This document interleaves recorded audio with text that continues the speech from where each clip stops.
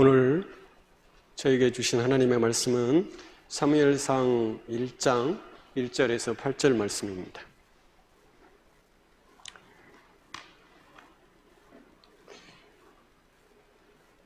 다 찾으신 줄 믿고 여러분에게 봉독해 드리도록 하겠습니다. 에브라임 산지 나마다임 소빔에 에브라임 사람 엘가나라는 한 사람이 있었으니 그는 요로함의 아들이요 엘리우의 손자요 도우의 증손이요 수베의 현손이더라. 그에게 두 아내가 있었으니 한 사람의 이름은 한나요 한 사람의 이름은 분이나라. 분이나라에게는 자식이 있고 한나에게는 자식이 없었더라.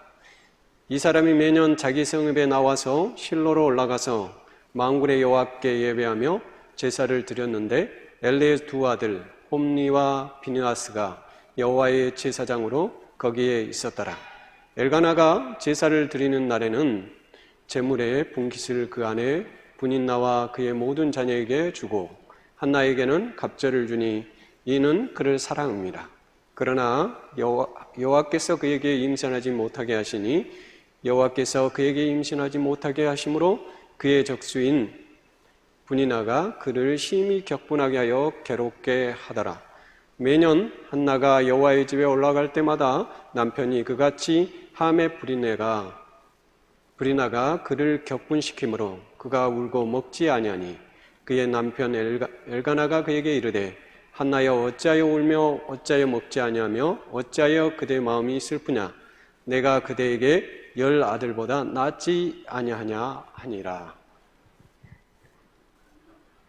이 말씀을 가지고 여러분과 함께 하나님의 사람이 됩시다 라는 말씀으로 은혜를 나누고자 합니다.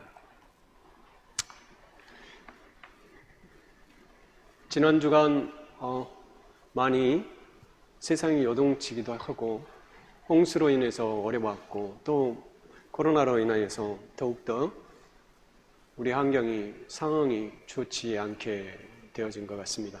그럼에도 불구하고 유튜브로 예배를 드리는 사랑하는 성도 여러분, 그리고 이 자리에 있는 여러분, 그래도 우리는 행복한 사람들입니다. 왜냐하면 우리의 삶 속에 끊임없이 누군가와 언약을 맺고 관계를 맺는 분이 계시기 때문입니다. 그것은 다름이 아니라 늘 우리가 신앙처럼 익혀왔고 또 그 속에서 공동체 속에서 누려왔던 그런 하나님이 계시기 때문입니다. 그런데 이 시간을 통해서 우리는 더욱 개인적으로 하나님을 만나는 시간들을 만들어갈 수 있기에 더욱더 훌륭한 시간들이 아닌가 생각이 들어집니다. 모든 여러분의 삶 가운데 다시 한번 지금까지 공동체 속에서 발견하신 하나님보다는 개인 속에서 발견하는 하나님, 그 하나님을 시간 매 순간 장소를 개의치 않고 만났으면 좋겠습니다. 그런 축복이 우리 서강주교회에 함께하기를 주의 이름으로 축원합니다. 자, 사무엘상은 사사시대의 말기와 이스라엘 왕정시대의 초기 사이에 있었던 사건들을 기록한 역사서입니다. 특히 사사시대 말기에 태어난 사무엘을 중심으로 이스라엘의 왕정시대의 탄생이 어떻게 이루어졌는가를 기록한 책이라고 할 수 있습니다. 그렇다면 이 시대는 어떤 시대였기에 이런 왕정의 시대가 도래하게 되었을까요? 이 시대는 영적으로 뿐만 아니라 심지어 이스라엘의 정치적으로도 많은 혼돈의 시대였습니다. 이스라엘 민족은 족장시대와 사사시대를 거치면서 항상 족장과 사사들을 통해서 하나님의 계시를 받고 통치를 받았던 시대였습니다. 그런데 이것이 불편한 것인지 혹은 보이지 않는 하나님의 통치보다는 인간의 통치를 원하는 것인지는 정확히 알 수 없으나 민족의 통치자를 세우기를 원했던 시기가 바로 이 시기였습니다. 지도자가 없으므로 생기는 문제를 이스라엘 민족은 지도자를 세워 해결하고자 했던 것입니다. 즉 말하면 족장과 사사들에게 임하셨던 하나님, 그 하나님을 늘 보고 그들을 통해서 시대를 이끌어 왔다는 것을 알고 있음에도 불구하고 그들은 강력한 통치자를 필요로 했던 것이죠. 그것이 누구냐? 사람이었던 것입니다. 그가 누구냐? 바로 왕입니다. 그리고 그들은 이러한 사사시대가 끝나고 족장시대가 들어서면서 강력하게 이런 지도자를 원했던 또 하나의 이유가 있는데, 그것이 뭐냐면 사사기 21장 25절을 보면 그 이유가 나와 있습니다. 그때에 이스라엘의 왕이 없으므로 사람이 각기 자기 소견을 옳은 대로 행하였기 때문이다. 즉 자기의 의견대로, 사사가 권위가 없어지고 족장이 권위가 없어지니까 어쩌냐면 사람의 의견대로 각자 움직이기 시작했습니다. 그래서 누군가의 통치를 받으면서 정말로 세상을 이끌어가는 지도자를 세워보고자 했습니다. 이스라엘의 분열과 신앙의 일치가 깨지는 대혼란의 시기를 거치면서 발생된 사건들을 주로 다루고 있는 것이 바로 이 사무엘 상하인 것입니다. 본문은 실제적으로 사무엘 탄생 이전의 일을 기록하고 있습니다. 사무엘의 아버지와 어머니에 관한 이야기가 다루어지고 있는 것입니다. 그의 아버지의 이름은 엘가나이고 어머니는 한나입니다. 본문을 자세히 살펴보면 사무엘의 부모는 신앙적인 삶에서 대단히 경건한 삶을 추구했던 사람들입니다. 그들은 항상 신중심적 사고를 가지고 살았습니다. 하지만 둘 사이에 문제가 하나 있었습니다. 그 문제가 뭐냐면 부인인 한나가 아이를 낳지 못한 것입니다. 출산의 문제는 실제적으로 구약 성서에서 아주 중요한 문제였습니다. 타산을 축복으로 여겼던 것이 구약 성서의 일관된 사고입니다. 그런데 한나가 아이를 못 낳는다. 이것은 궁극적으로 생각해 보면 축복을 잃어버린 여인이라고 말할 수 있는 것입니다. 그러므로 한나는 낙심을 냈고 눈물을 흘렸으며 심지어 엘가나의 다른 부인으로부터 조롱과 비난과 핍박을 받았던 것을 볼 수가 있습니다. 그러나 엘가나는 한나를 무척 사랑했고 그녀를 위해 분깃을 갑절로 배분해주는 그러한 사랑의 배려를 했던 것을 볼 수 있습니다. 특히 이런 조롱에 좌절하지 않고 한나는 하나님 앞에 나와 간절히 자식을 구했습니다. 자식을 구하지만 여전히 아이를 낳을 수 없었습니다. 오늘 본문에 보면 뭐라고 나오냐면 하나님이 여호와께서 그에게 임신하지 못하게 하시니라. 즉 이 임신의 결정적인 단서는, 임신을 못하게 된 결정적인 단서는 하나님이 임신을 허락하지 않은 것이라는 겁니다. 즉 생명의 주인이신 하나님이 임신을 하지 못하게 했다는 겁니다.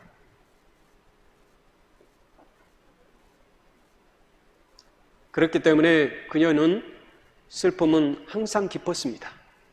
그리고 성전에 와서 늘 그 슬픔을 출산하지 못함으로 인하여 울부짖기 시작했습니다. 하지만 이것은 그녀가 제가 보기에는 출산을 잘못 이해해서 빚어진 것이 아닌가 생각이 들어집니다. 사람의 출산에는 크게 두 가지로 볼 수 있다고 생각이 듭니다. 하나는 육체적인 생산, 즉 생명을 낳은 일, 그리고 우리가 아이를 낳는 일에만 관심을 갖고 있는 그 육체적 생산에 굉장히 우리가 초점이 맞춰져 있고, 두 번째로는 다른 하나는 영적인 생산이라고 할 수 있겠습니다. 오늘날 많은 사람들은 육체적 생산의 삶을 집중하는 경향이 있습니다. 뭔가를 낳고 뭔가를 새롭게 하고 뭔가를 생산하고, 이것이 굉장히 축복이라고 생각했습니다. 즉 가시적으로 보이고 물질적으로 보이는 것을 낳은 것이 복으로 생각했던 것이죠, 한나는. 그런데 진정으로 그리스도인들이 낳아야 될 생산이 있습니다. 그것은 뭐냐면 바로 영적인 생산이 아닐까 생각이 듭니다. 극히 가시적인 형태를 중요하게 여기는 물질적 세계관이 우리를 지배함으로 인하여 영적인 세계관을 상실하고 있는 것입니다. 보이는 것이 생산적인 일로 경험되어진 것만이 최고인 양 이해하려고 하는 경향들이 오늘날 우리에게 깊숙이 파고들어 있습니다. 그것은 자본주의의 물결일 뿐만 아니라 산업혁명이 일어난 이후로부터 끊임없이 인간은 생산에 보이는 생산에 집중하다 보니 보이지 않는 것에 관한 생산을 잃어버렸던 것입니다. 종교적인 생산, 그리고 영적인 생산, 우리 속에 숨어있는 하나님을 통하여 이루어지는 생산, 이런 많은 마음의 생산들을 잃어버리고 있지는 않는 건지 그리스도인들은 생각해 봐야 될 필요가 있습니다. 그리스도인들은 육체적 출산보다 오히려 영적인 출산이 중요하다는 것을 인식해야 합니다. 하나는 육체적 생산을 하지 못했기에 영적인 생산을 할 수밖에 없었습니다. 읽지는 않았지만 9절 11절을 보면 이렇습니다. 그들이 실로에서 먹고 마신 후에 한나가 일어나니 그때의 제사장 엘리는 여호와의 문설주 곁 의자에 앉아 있었더라. 한나가 마음이 괴로워서 여호와께 기도하고 통곡하며, 즉 말하면 육체적인 생산을 할 수 없음으로 인하여 슬픔을 낳았지만 결과적으로 한나는 어땠냐면 영적인 생산을 하기 위하여 하나님 앞에 통곡하고 기도하였더라. 여러분, 지금 혼란스럽고 힘든 세상에 살고 있습니까? 이 상황을 보고 여러분은 무엇을 생산하고 싶습니까? 세상이 경제적으로 지금 코로나로 인하여 난국이 올 것이다 라고 생각하고 있습니다. 물론 그것이 많은 사람들에게 고통을 줄 거라고 생각이 들어집니다. 그러나 이 시대를 다시 보는 여러분의 눈은 경제관이 아니라 영적관이 새로워지기를 원합니다. 하나님을 향한 마음들이 다시 한번 기도를 통하여 통곡하는 신앙의 회복이 영적인 생산을 위하여 필요한 시대가 아닌가 생각이 들어집니다. 이 영적인 생산이 다시 회복되면 육적인 생산은 자연스럽게 한나가 얼마 있지 아니하여 사무엘을 잉태하여 낳은 것처럼 육적인 생산을 원하십니까? 그러면 다시 한번 여러분 영적인 생산 안으로 회개하시길 주의 이름으로 축원합니다. 그래야만 오늘 한나에게 사무엘이 생긴 것입니다. 그것도 단순히 육적인 생산의 아들을 낳은 것이 아니라 하나님의 사람을 낳은 것입니다.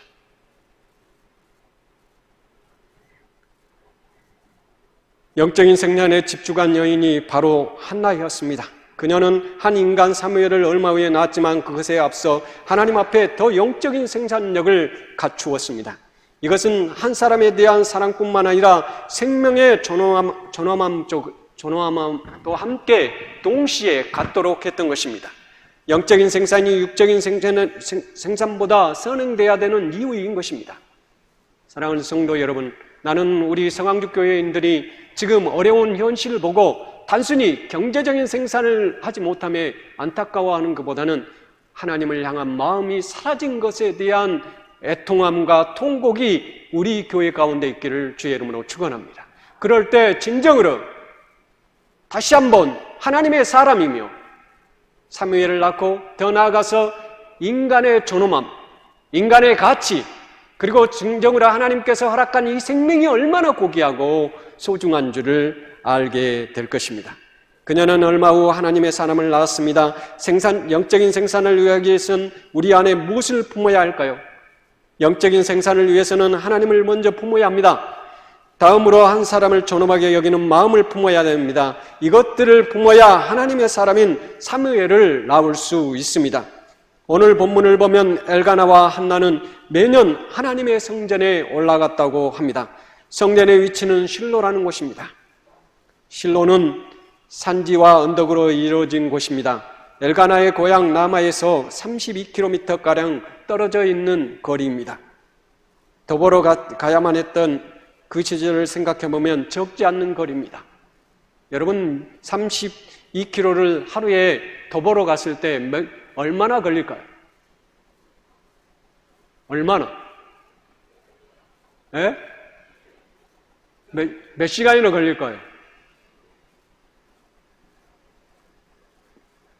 5시간 내지 7시간은 걸어가야 되지 않을까 생각이 들어집니다. 사랑하는 여러분, 먼 거리입니다. 그러나 매년 그곳을 향해서 갔습니다.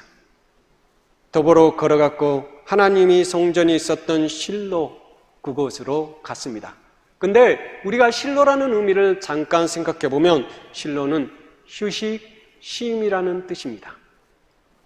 실로의 의미에서도 보듯이 두 사람은 하나님의 성전의 쉼의 장소로 생각할 수 있을 것 같습니다.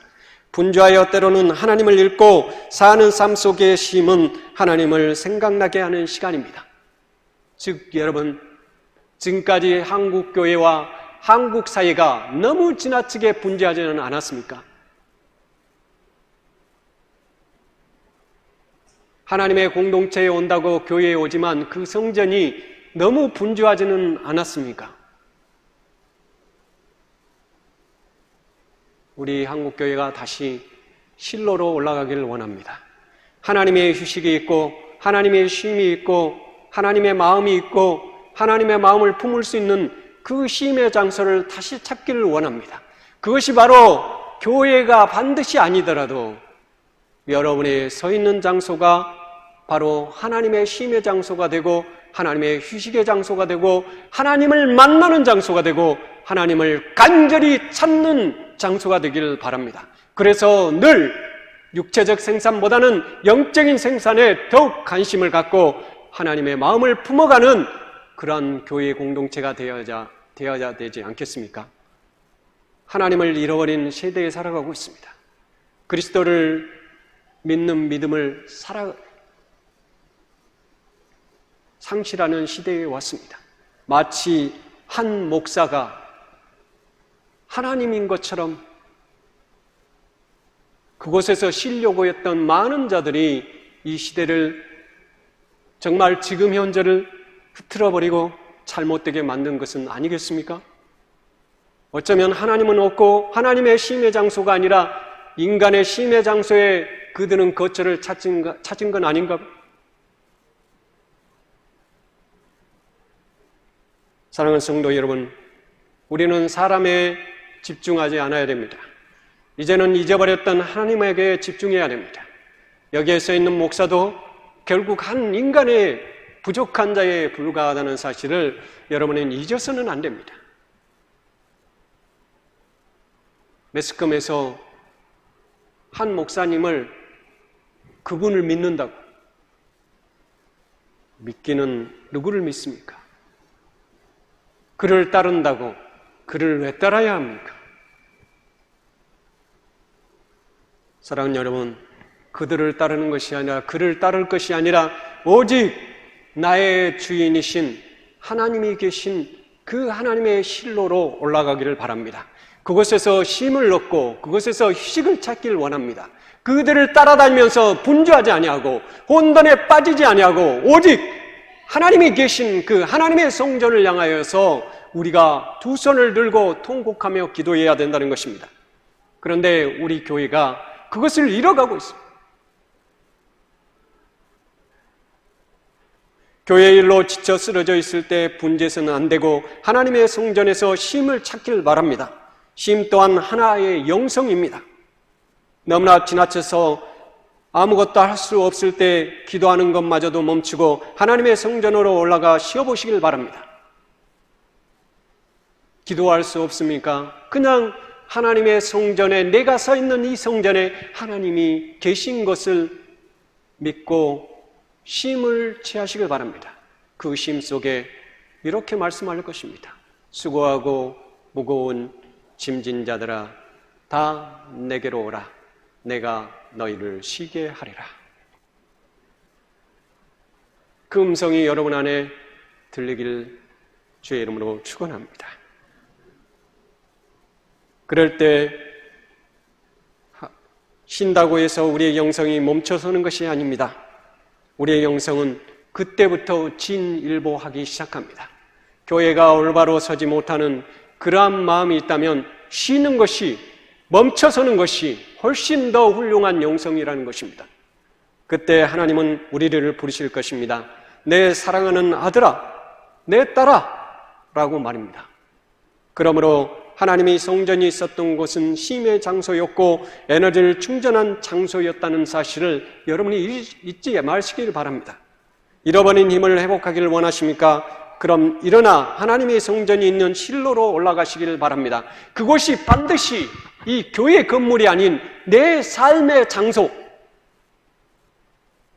32km 떨어져 있는 그 실로의 장소가 어디인지는 여러분 스스로 알 것입니다. 그곳으로 올라가시길 바랍니다. 하나님이 계신다고 하는 그곳에. 그러면 그곳에서 하나님의 안식을 발견할 것입니다. 한나는 그곳에서 안식을 얻었습니다. 세상으로부터 버려졌고 세상으로부터 고통당하며 심지어 엘가나의 부인으로 인하여 고통을 당하며 비난을 당하면서 있었을 때 그때 위로는 어디였냐면 하나님의 성전이었고 하나님의 실로였습니다. 우리의 안식 역시 하나님의 성전, 즉 하나님 안에 있습니다. 그것을 벗어나는 순간 우리 모두는 그 안식을 잃게 될 것입니다.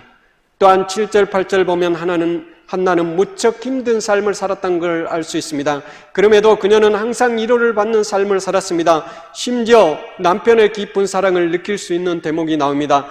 어찌하여 그대 마음이 슬프냐? 내가 그대에게 10 아들보다 낫지 아니하냐? 이렇게 말하고 있습니다. 고통하고 힘들어하고 하는 그 여인에게 한 남편이 너무 사랑해 줬습니다. 어쩌면 이것은 단순히 남편만의 사랑이 아니라 엘가나가 품고 있는 하나님의 사랑이 동반된 것이 아닐까요?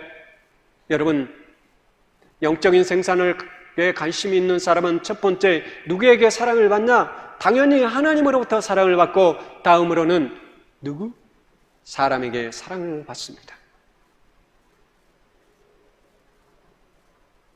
하나님을 사랑하는 여인은 사람의 사랑도 받습니다. 그 속에 위로가 있습니다. 슬픔과 고통 속에서도 언제나 하나님과 함께하는 삶 안에는 사람에게 관심을 받게 된다는 것입니다. 물론 본문에 따르면 한나를 괴롭혔던 부류도 있었습니다. 이런 일은 시기와 질투심으로 일어난 일입니다. 이것은 사람의 일이지 하나님의 일은 아닌 것입니다. 사람을 괴롭히는 일은 내 곁에 있는 사람이 가장 심할 수 있습니다. 하지만 그녀는 행복한 여인이었습니다. 가장 곁에 있는 남편이 그녀를 사랑해 준 것입니다. 이보다 큰 사랑이 어디 있습니까? 하나님의 위로와 사람의 위로가 동반된 삶을 가지면 아이를 통해서가 아니라 이미 축복된 삶이지 않겠습니까? 쉽게 사람에게 관심을 가지는 것이 우리입니다.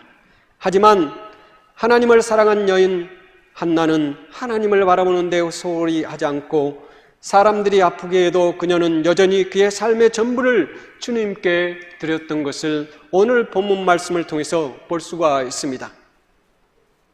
하나님은 그녀의 위로자였고 하나님의 사람 엘가나는 그녀를 무척 사랑해 주었습니다. 누구의 관심을 받고 사랑하기를 원하시면 먼저 하나님께 집중해 보시기 바랍니다. 그리하면 사람의 사랑도 독차지할 것입니다. 사랑하는 성도 여러분, 오늘 본문 말씀을 더욱 우리가 숙고해 보면 그리스도인들의 참된 가치는 다시 한번 하나님에게로 되돌아가는 것입니다. 그리고 그리스도인들의 참된 가치는 하나님의 성전, 하나님이 쉼이 있는 곳으로 올라가는 것입니다. 그리고 진정한 그리스도인들의 참된 가치는 고난 속에서도 여전히 고난을 받음에도 불구하고 하나님의 사랑을 받으며 사람의 사랑을 받는 그런 가치를 누려야 되는 것입니다. 그런데 오늘 한국교회가 그리스도의 사랑을 사랑받는 것도 잃어버렸고 사람의 사랑받는 것도 잃어버린 이 시대에 살고 있다는 것이 너무 안타깝고 너무 가슴 아픈 일입니다.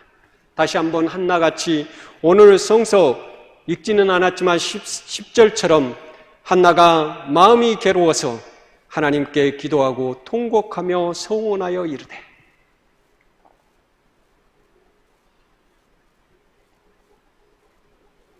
사람의 사랑도 잃어버리고 하나님의 사랑도 잃어버렸다면 다시 그것을 회복해야 되지 않겠습니까? 하나님의 교회가 다시 한번 일어서야 되지 않겠습니까? 그렇다면 다시 한번 영적 생산에 새롭게 관심을 가져보길 주의 이름으로 축원합니다. 그리고 하나님의 쉼이 있는 쉼의 장소에 다시 한번 멀리 떨어져 있는 그곳을 향해서 올라가시길 바랍니다. 그리고 마지막으로 하나님의 사랑을 잃어버렸다면 그 사랑을 다시 회복한다면 사람의 사랑마저도 회복하게 된다는 믿음을 가지시길 바랍니다. 그리하면 우리 모두가 다시 한번 한국교회가 일어나서 성숙하고 이런 새로운 교역과 부흥이 일어날 것입니다. 말씀을 마칩니다. 하나님의 사람이 되려면 언제나 힘든 일로 생각하기 쉽습니다. 하지만 본문은 우리에게 하나님이 사람이 되는 것은 쉬운 일도 어려운 일도 아닌 가능한 일이라고 가르치고 있습니다. 우리가 평상시 신앙생활 속에서 쉽게 실천할 수 있는 문제입니다. 본문에 따르면 무엇보다도 말씀드린 것처럼 하나님의 영적인 생산력을 갖추시길 바랍니다. 그리고 하나님의 성전에 쉬는 삶을 찾아야 될 것입니다. 하나님을 사랑하면 사람에게 관심을 받도록 된다는 것을 기억하시길 바랍니다. 우리가 영적 생산력, 즉 마음속에 어떤 것을 품느냐에 따라 생산된 것도 다릅니다. 하나님의 은혜를 품으면 하나님의 은혜를 낳고 하나님의 사랑을 품으면 사랑을 낳습니다. 가시적인 것들은 사라지지만 영원한 것은 영원한 것입니다. 또한 하나님 앞에 쉼의 영성을 갖는다는 것은 하나님께 자기를 완전히 내맡기는 의미이기도 합니다. 하나님께 자신을 맡기면 하나님의 안식이 우리를 찾아올 것입니다. 하나님을 사랑하면 그 이후에 당연히 사람의 관심을 받습니다. 그래서 세상의 어떤 고통 속에도 견뎌낼 수 있는 힘을 얻을 수 있습니다. 그런 은혜가 이곳에 함께하기를 바랍니다. 그리고 하나님이 주시되 풍성한 사람을 주시고 풍성한 영적 사람을 허락한다는 사실을 여러분 기억하면 한국교회는 아무리 무너진 소리가 들려도 다시 재생할 것입니다. 우리 피부가 상처를 입으면 다시 그 상처를 치유하며 회복되듯이 아픔 속에 고통하며 울부짖는 자가 늘어나면 한국교회는 다시 살아나고 다시 힘을 얻어 새로운 원동력을 갖게 될 것입니다. 그 속에 하나님의 힘이 있기를 주의 이름으로 축원합니다. 다 같이 기도하겠습니다.